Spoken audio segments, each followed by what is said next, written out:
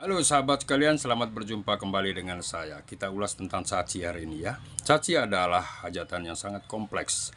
Adat Manggarai yang memiliki nilai seni, perisai diri, dan strategi menyerang lawan dengan santun. Ingat, santun ya. Ya butuh keberanian untuk luka. Luka juga dalam tanda petik. Sekaligus melukai lawan. Di sisi lain, ia harus menjunjung tinggi nilai persaudaraan, persahabatan, atau syarat-syarat budaya yang merupakan standar dari penyelenggaraan caci itu sendiri.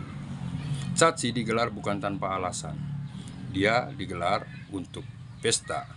Dalam bahasa Manggarai adalah randang, syukur pernikahan, syukur panen, syukur lahan baru, syukuran kampung, dan saat ini lebih banyak praktik ini syukur imamat. Ini digelar di areal terbuka agar publik mendapatkan, merasakan makna dari berbagai aspek yang ditampilkan. Antara lain yang dapat dan mudah kita ukur adalah manfaat hiburan.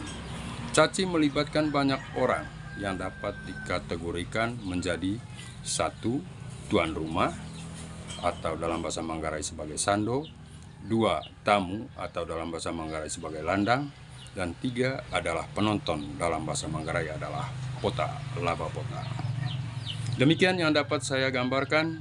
Silakan berikan pendapat Anda di kolom komentar di bawah ini.